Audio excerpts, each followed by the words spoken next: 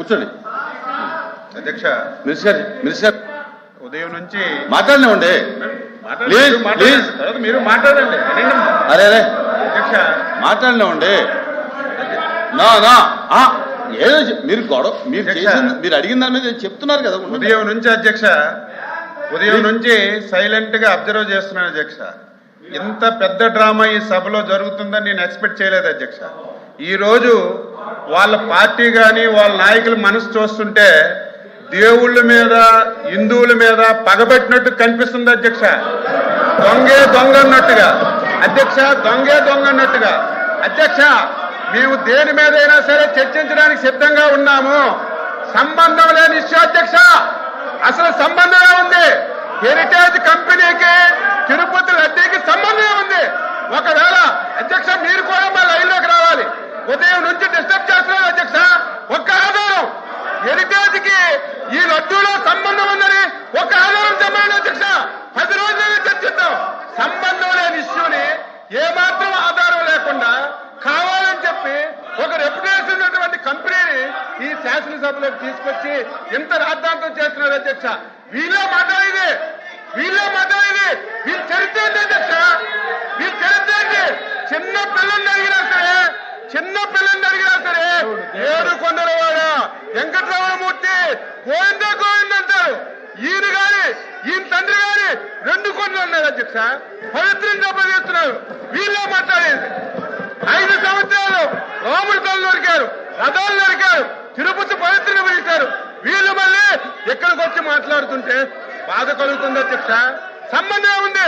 మీరు అడగాలి అధ్యక్ష. మీరు కూడా ఒక ప్రతిపక్ష పార్టీ, ఒక రెప్యుటేషన్ కలిగినటువంటి సంస్థ మీద యాలిగేషన్ చేసినప్పుడు ఆధారాలుంటే రమ్మని చెప్పండి. ఆధారాలుంటే చర్చించండి. 1 రోజు కాదు 100 రోజులు చర్చించండి. ఆన్సర్ చేయడానికి సిద్ధంగా ఉన్నాం. సంబంధం లేని ఇష్యూని తెచ్చి ఉదయం నుంచి పెద్ద డ్రామా ఆడి ఎవరు చెప్పారు అధ్యక్ష? ఎవరు చెప్పారు? సాక్షాత్తు కల్తీ లేదని వీళ్ళు మాట్లాడుతున్నారు. నిన్నటి వరకు టీటీడీ చైర్మన్ గా ఉన్నటువంటి గత ముఖ్యమంత్రి బాబాయ్ స్వయాన తిరుపతి తిరుమల లడ్డూలో కల్తీ జరిగిందని చైర్మన్ ఒప్పుకుంటే సిగ్గుపడాలి, లెంపలేసుకోవాలి. వీళ్ళు మాట్లాడుతున్నారు అధ్యక్ష.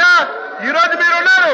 హిందూ దేవాలయంకి వెళ్తే మీరు తిరుపతి వెళ్ళినా మీరు రాసిస్తారు. ఆ రోజు ముఖ్యమంత్రిగా తిరుపతి వెళ్ళి కనీసం డిక్లరేషన్ కూడా ఇవ్వకుండా హిందువుల మనోభావాలను దెబ్బతీసి ఈ రోజు మాట్లాడుతుంటే చాలా బాధ కలుగుతుంది. మీరు కూడా ఖండించాలి. మీ ఒక లేని విషయాన్ని చెప్తే ఆధారాలు చూపించమనాలి. ఈ రోజు హెరిటేజ్ అని చెప్పారు, ఒక ఆధారం చూపించమనండి. లడ్డూకి హెరిటేజ్ కి ఏం సంబంధం ఉందో చెప్పమనండి. ఏది లేకుండా ఒక రోజంతా ఈ రోజు అధ్యక్ష, ఈ రోజు వాళ్ళ ఉద్దేశం ఏంటి? ఈ రోజు సభ జరపకూడదు. రేపు తెల్లవారి దొంగ పేపర్లో, సాక్షి పేపర్లో హెరిటేజ్ ఇష్యూ మీద శాసన మండలి స్తంభించిపోయిందని రాసుకోవడానికి డ్రామాలు ఆడుతున్నారు తప్ప ఇందులో వాస్తవం ఏముందో చెప్పమని చెప్పి నేను తెలియజేస్తున్నాను. మీరు కూడా మా లైన్లోకి రావాలి. వాస్తవాలు అడగాలి. ఆధారాలు ఉంటే చూపించమనాలి.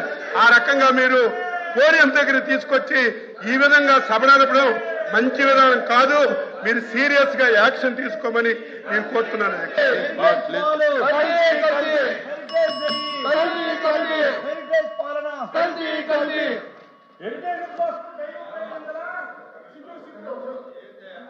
అధ్యక్ష,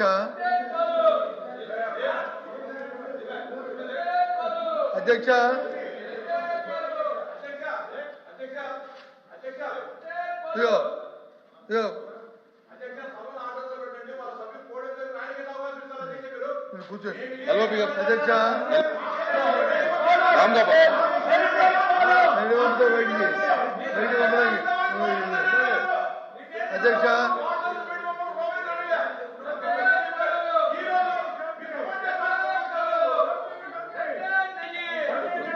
అధ్యక్ష, అధ్యక్ష